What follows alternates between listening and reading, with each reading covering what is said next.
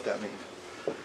Yeah, so I want to welcome you as well. And in this first session, we thought we'd ask Prakash to give us a talk about semantics for physicists, as we call it. There's a broad spectrum of people with various backgrounds here, and semantics really emerged, as Samson just said, from logic through computer science, mainly in programming language semantics, and understanding how that works.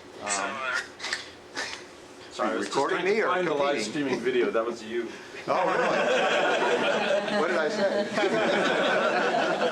I'll tell you in a minute. Anyway, we thought a nice introductory lecture would be useful for those who have never encountered semantics before. Let me put it that way. And with that, I'm going to turn it over to Prakash, who's going to give his third lecture in 6 days or something. Thank you. Right. So I hope the title doesn't sound too condescending. That means one talks down to people. So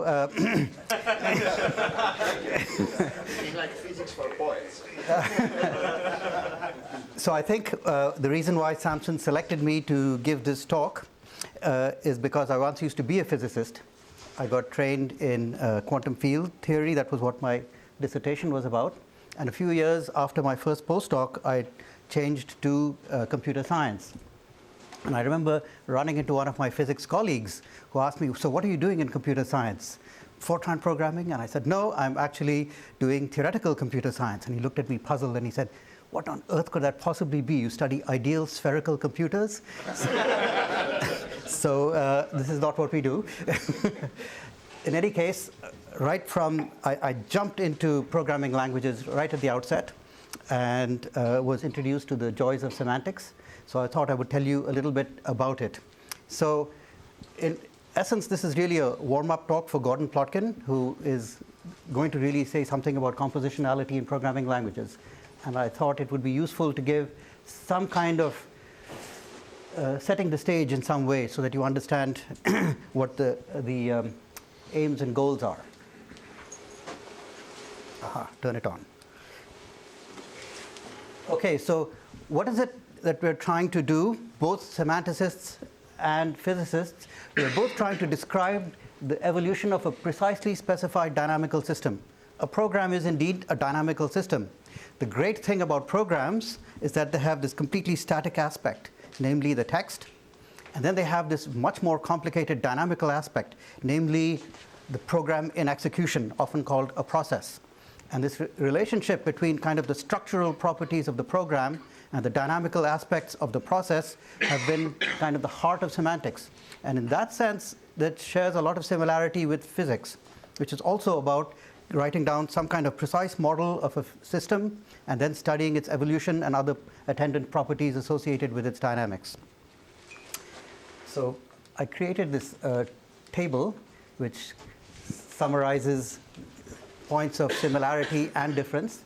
So in programming semantics, we have, importantly, a precise syntax. One spends quite a lot of effort articulating this syntax, and there are precise formalisms, namely some kind of inductive definitions stylized in some fashion to spell out exactly what are the legal acceptable programs. And in the early days of programming language research, a lot of effort went into the study of syntax, the algorithms to recognize when things were legal or not. This research was so successful that it killed itself.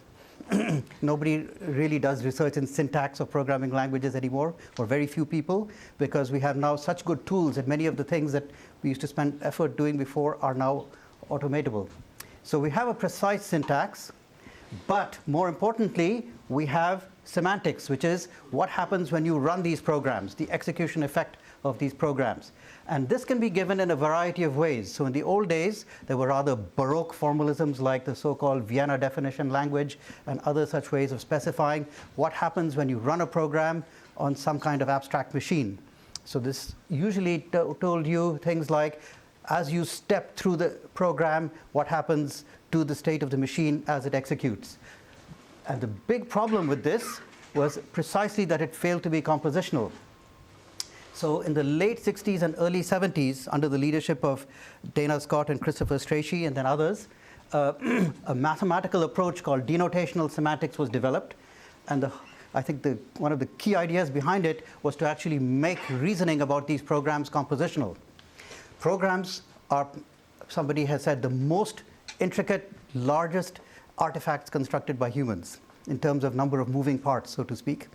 And the only way one has any chance of understanding these things is by understanding the pieces and understanding how they are put together.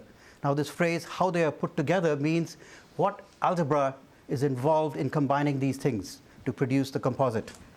Okay, so the denotational semantics approach was precisely to try and go away from this very detailed step-by-step operational description and give a more mathematical, abstract description, which, as I said, one of the key points is to be compositional. Now, another thing that emerged from the work in semantics was the concept of type, which before had been sort of thought as a feature that one had to address, but it really became a central idea in organizing how information is organized. Think about the type structure, and in particular to understand that there were things like higher types, programs that took other programs as arguments and indeed returned other things, programs as results. Let's look at the corresponding things in physics. So indeed there is a precise formalism, so in fact many of them. For example, if you study quantum field theory, there is a fairly precise formalism that goes with it, along with some murky backwaters, but more or less precise. But one doesn't spend a lot of time worrying about the nature of the syntax or indeed the semantics. It's kind of implicitly taken for granted that it works like this. But that's starting to change. People are paying more attention to the linguistic aspects of how systems are described. So how does one describe the execution effect? What corresponds to this operational semantics, whereby we specified the behavior of a system by telling you step-by-step execution? Well, it's some kind of differential equations, typically, maybe stochastic differential equations, but usually ordinary partial differential equations arising from a Hamiltonian or Lagrangian viewpoint from which the system description is given. And what corresponds to the abstract mathematical model that we see in denotational semantics? So this is perhaps the point at which it becomes difficult, because this is the thing that doesn't, for me at least, have a clear correspondence. So what goes here? This is the thing I would actually like to understand. Surely there is something. There are indeed mathematical structures. So there's something called the phase portrait. There's a whole sort of geometrical mechanics approach to describing systems in physics. And of course, that is some kind of mathematical model, but it doesn't really look exactly like denotational semantics. It is, in some sense, the integrated form of it. So it tells you kind of the phase portrait, it tells you the set of trajectories of a dynamical system. But it would be interesting to understand in what sense it corresponds to this. Compositional reasoning is actually becoming important. And this, we will see a lot of things about this in the coming workshop. So I won't say anything on this slide, but I will mention some of the, I think, key players in this. And also type structure is emerging in the study of physical systems. So we can see this most notably in work coming out of Oxford, Nijmegen, and other places like that. Okay, so what are the benefits of semantics? As I said, denotational semantics gives a compositional account of program behavior, which means there's some mathematical object which has its own algebra, and the algebra of those mathematical objects somehow mimics the structural properties of how programs are put together. To take the simplest example of this, if you look at ordinary sequential programs, they compute functions of some kind. Functions have a simple algebraic structure. You can compose them. That's the basic operation for combining functions. And this indeed corresponds to composing programs. Okay, so the mathematical algebra sort of mimics what's happening in the syntactic world and in the executional model. Paying attention to issues of formal semantics leads to all kinds of new ideas and new constructs. It wasn't just making sense of very simple elementary programs. It actually stimulated a whole bunch of new ideas, in particular thinking about higher types, people started worrying about things like substitution. They noticed a formalism invented by logicians called the lambda calculus. The lambda calculus led naturally to higher type computation, and then indeed this got absorbed into the programming world. So higher type computation is something we routinely teach undergraduates now. Recursive types became fundamentally important. We realized things like lists, trees, and so on came with inductive definitions, but also there are co-inductive structures like lazy lists that people realized became important. Things like continuations and monads that I don't want to talk about, but just to give you some feeling that research is alive and well and continues in this area. Importantly, a compositional theory allows one to reason about open systems. So one of the major important recent results in semantics, maybe it's now 15 years old, is, or more like 20, is the work on game semantics done by several people who are here, Samson, Radha, and Pasquale Malakari, as well as Highland Ong and some others developed this subject. Now, this allowed them to give a nice semantics for higher type programming languages. And ultimately, verification of open systems was actually done and implemented by various people using these ideas from game semantics. So this is an important practical contribution of game semantics. A powerful organizing framework for compositional thinking is category theory. And if you look at what category theory is about, after you get past the arrows and things like that, you realize what is it telling you about? It's giving you, it's putting the essence of it is telling you how to compose morphisms. Okay, you plug together morphisms. It's an important compositional framework. And also it's giving you things about type structure, because it tells you you can't just compose any old things you feel like. They have to match up in some way. So both these ideas, types and compositions, are right there built into category theory. Indeed, one can say that type theory and category theory are simply two different ways of thinking about the same thing. And we've now seen category theory emerging in all kinds of settings, even in physics-related things. So, compositionality in physics. So, of course, physicists have long been concerned with putting systems together. And one of the big departures between classical and quantum physics, there were many, but one important departure was how do you put systems together? And people realized that the important difference is that you use the tensor product to combine the state space of quantum systems rather than the Cartesian product. And this is what leads to many important insights that ultimately led to quantum computing. Okay, so this was always an important feature.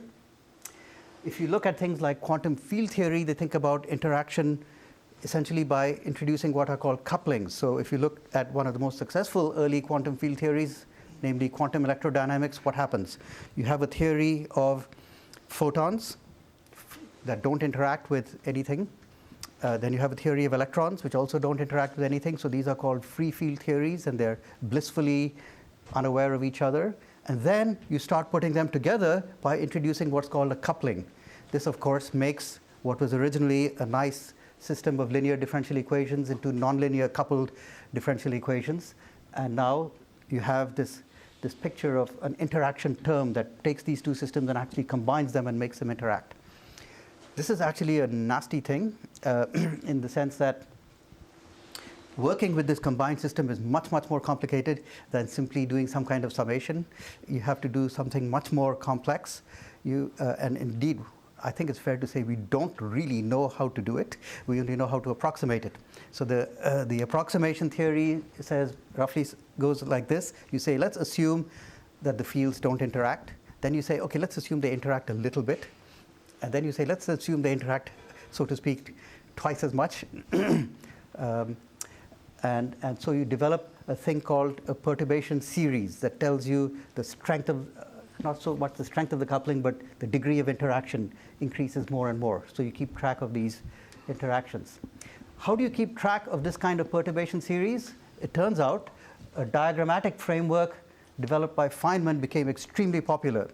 So Feynman was not the first one to do these perturbative calculations. That was done by Julian Schwinger, and he wrote these awesome, daunting papers that nobody could read except possibly Feynman. And, and people were actually a bit shocked when Feynman came up with this simple diagrammatic prescription to think about the perturbation series, and then people were saying, oh, now anybody can calculate these things that only Schwinger could do before. So this was, you see, just a change in language. But instead of these frightful integrals going across the page, you now had nice pictures. And what was nice about these pictures, you can actually glue them together and get more complex pictures. And you actually had, whoops. I got to update. No, don't install update. Okay, so I think here is a case where worrying about the formalism in which you are expressing your results actually became important. And the nature, in fact, when I was in graduate school, I remember reading a set of lecture notes by Feltman called Diagrammar, which is all about how to keep track of diagrams in things like gauge theories. So people started going away from this is just physics to we're actually looking at the framework for expressing these things. As I said, categories are emerging as a way to think about composing physical systems, and many people here are involved in that. So I can't possibly mention everyone, but I will mention at least the categorical quantum mechanics, which began with a paper by Abramsky and Kuka in LIX 2004. And then there's been work by Peter Selinger on the compositional semantics for quantum programming languages. Alex Kissinger has developed a framework for diagrammatic reasoning, and others, Ross Duncan and so on, many other people have built down this categorical quantum mechanics framework, which is aimed at giving a compositional picture. But many other things also. So you will hear talks by John Baez and Brendan. Is Brendan here? Brendan. On combining all kinds of other systems, Markov processes, circuits, linear systems, Feynman diagrams, networks. All these things are all about taking systems and building more complex entities out of them. Especially network theory. One can say that is the general theory of how to combine systems. And this has been greatly informed and enriched by a categorical view. Okay, so that's enough propaganda. I'm now actually going to say a little bit about how semantics is articulated in programming languages. So this part is straight exposition of the first 15 minutes of a lecture on denotational semantics that one might give in a lecture course. And this is the sort of will, I hope, naturally segue into Gordon's talk following. So what do we do when we look at the semantics of programming languages specifically? We view programs as inductively defined terms. Okay, so there's some kind of inductive formalism like grammars or something like that tells you what the programs are. And just by way of example, I thought I would do a simple but Turing-complete language. So this language has a few different types. It's very primitive. So it has arithmetic expressions, it has Boolean expressions, and I haven't bothered to write down the syntax of those things. We'll just assume that there's something or the other, fairly natural. But then we have the things that actually do things, commands, that talk about the execution of something that is dynamic. So these commands are written like this. So this peculiar thing with the double colon and the double equal sign means, think of this as an inductive definition of this set of things. So you can start out with some kind of base case, and once you have some commands, you can build new commands by combining them with this operator, the semicolon. If you have some commands and you have a Boolean expression, you can build a new command doing that. So you start building more and more complex commands inductively. All right, so this is supposed to be the assignment statement, which tells you that the variable x gets the result of evaluating this arithmetic expression. And of course, this is the familiar if then else, and that's the familiar while loop. I could write down semantics for these things, but I won't do that. So I just want to tell you the type of semantics.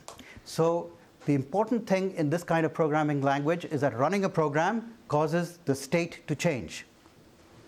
Okay, and what is the state here? So this is the crudest form of state. It gets more and more sophisticated when you talk about pointers and locations and things like that. But at the very crudest primitive level, you can just think of a state as a map from variables to values. So of course, there might in principle be infinitely many different variables, but only finitely many are actually used in a given program. So let's say we're only looking at the variables that have been declared in advance. So it's a map from variables to values. So this leaves out all kinds of structuring things that one puts in a more realistic language. But what is a command? It's simply a transformer of these states. And it's interpreted, and I emphasize this word interpreted because this is the meaning of semantics, as a partial function from states to states. Why partial? Because once one has introduced iteration like that, it is possible to have programs that don't terminate. For example, while true do nothing will not terminate. Okay, so it might well be that executing a command in a given state will never return any kind of result.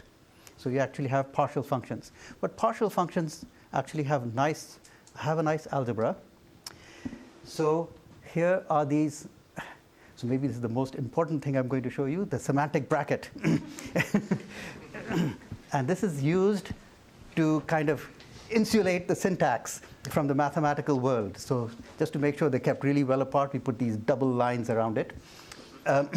So this notation means the interpretation of this command is a partial function. So you see I only have half the arrow. That's to signify partial function from state to state. And of course, partial functions from states to states can be composed. And so you get an algebra of these mathematical objects. How does that relate to the actual syntactic algebra, so to speak, of the text? So the point is, this thing can be defined compositionally. So in particular, this means if I know the partial functions for the individual commands that make up a more complex command, I can get the partial function for the composite entity. And I can do that in all these cases. So for example, if I have this thing called sequential composition, which intuitively means you run this command, and when it finishes, you run the next command. That is modeled by this. So now C2 inside this bracket means a function. C1 also means a partial function. And now I'm doing partial function composition here. So this mathematical operation faithfully mimics that syntactic way of combining programs. All right, and one can similarly do it for this and for that, and with a bit more syntactic gymnastics, one can explain the basic atomic actions as well. So this is the miracle that it can actually be done compositionally. Now, if you try to do this in a purely operational way, talking about step by step, you can pretty much do everything compositionally as well until you come here. And here what I mean is you would like to say the execution of a while loop is understood completely by knowing the execution of its body and the evaluation of this Boolean expression. If you try to do this step by step, you have to say, well, if the Boolean expression is false, you're done. If the Boolean expression is true, then you run the body. That's based on understanding that substructure. But then what do? Well, you run the command again, the whole while loop. And this means it's not any longer a substructure of the piece that I had. So this is where it becomes a bit more tricky than you might otherwise think to give these things compositionally. And it turns out that the right way to do this is to start thinking in terms of fixed point theory. Okay, so even in this very simple language, one needs to invoke fixed point theory. One needs to have some mathematical idea of when one is guaranteed to have fixed points existing and so on. And this leads one into the theory of topology and order. And I think I'm almost done. So let me try and explain the difference between operational and denotational semantics. So the operational semantics is an explicit step-by-step description of execution as state changes. As I said, it's not really possible to do this completely compositionally, though the pioneering work of Gordon Plotkin on structural operational semantics almost got us there and gave us a very nice format for doing it. But even there, things like iteration and recursion can't quite be done. So it can be made close to compositional, but iteration, recursion, and a few other things cannot be given in a strictly compositional way. You have to, if you really want a really inductive definition, you must invoke some idea like fixed point theory. So denotational semantics uses exactly this kind of mathematical model of programs as functions. But as I said, already in this almost trivial language, order and topology become essential ingredients in understanding how it works. And once you have that, you can give a completely compositional semantics. Now, okay, you've got this picture of the program in execution given explicitly. You realize that you want a purely compositional understanding so that you can reason about programs. And this, by the way, is one of the important things about having a semantics. It means the programmer does not have to run the program in his or her head. If they could do that, we probably wouldn't need to build computers. So we want an alternative way to think about it. And that alternative way is precisely through fixed point theory. This, by the way, is how I even try to teach my first-year students to write recursive programs. Don't think about runtime stacks and things. Think the fixed point way. I don't use that phrase, but apart from that, this is indeed how I teach them. The crucial question then is, yes, so you've got this mathematical model, you've got orders, topologies, fixed points, and so on, and then you've got this concrete picture. Why should I believe that your mathematical science fiction actually corresponds to what's happening when you run the program? The operational pictures are rather close, and one can readily see how this maps onto a concrete machine model, but the mathematical picture may be less so. So that's because brave souls go out there and prove hard correspondence theorems between these two types of semantics. So these are theorems like adequacy and full abstraction. I won't describe these things, but this is just to give you a feeling for there are non-trivial, rather difficult theorems, challenging results that one has to prove to certify that the mathematical semantics and the operational semantics really match up appropriately. And now, by sheer coincidence, the next speaker will talk about exactly these two things that I mentioned at the bottom of the slide. So I'll stop here and leave it open for questions.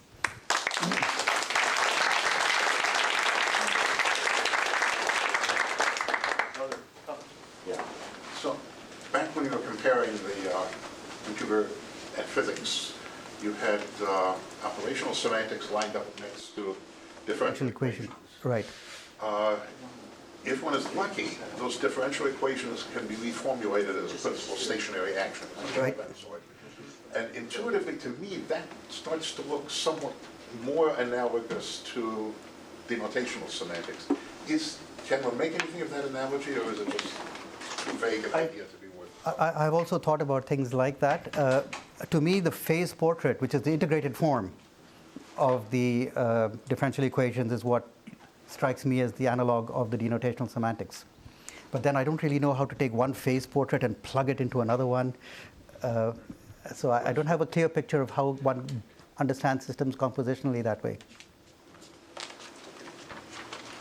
You had your hand up too? No? Yes, I was going to ask you to go back to one of the slides. Time has marched on. Jamie? Is there a more precise way to describe the difference between operational semantics and denotational semantics, or is it ultimately subjective judgment? Right. How can I punt on this one? So when one is talking about sequential programming languages, I think it's fairly clear. But when one gets to things like concurrency and parallelism and so on, then a lot of the things in denotational semantics look like they're coding up execution steps. So for example, one of the things I've worked on is non-deterministic data flow programming. And then the denotational semantics are these sequences of actions, which they are denotational. You have a mathematical description, you do have an algebraic way of composing them, but they start looking more operational or intentional in character. But Samson is dying to say something. Well, I mean, I just want to say at least there is some kind of mathematical space Yes. into which things get interpreted. And with operational semantics, there's just the text of the program and the steps. Everything is done in a sense just Internally, symbolically. right. I mean, Prakash's differential equation example seems to go beyond that. Yes, so what happens in physics, I think, is not a perfect analogy. Far from it, in fact. But I'd also just add, if I could, that point about the relations you referred to at the bottom of your slide about full abstraction adequacy. That's designed to tell you when these two worlds correspond. Right. But I think Jamie wants some a priori distinction between these two worlds. Yes? I'm wondering if it's useful to ask for that or if it's ridiculous. Well, Something in between. your erstwhile mentor, Bob, always told me he never understood the difference. I think there is a clear distinction. It might get murky sometimes, but I think there's a clear distinction, as Samson explained. There's a real mathematical space here. But sometimes even that mathematical space starts looking very intentional. Yes, Paul? Is there a distinction between continuum and discrete in these definitions? No. You can have discrete, continuous in either way. Okay, well, thanks. So Dominic had a last question, I think. Just wondering if you had any thoughts on what a physics equivalent of Turing completeness No. Where do Conti diagrams fit here? What diagram? Conti diagrams in physics, that algebraic topological interpretation of all physical. How do you spell? Conti is the name of, I think, Italian physicist, has unified all of the equations of physics into these diagrams. But I was wondering if I've never heard of it. Have you heard of it? No. Never heard of it. No. Sounds fascinating. So, yeah, but possibly we should stop now, right?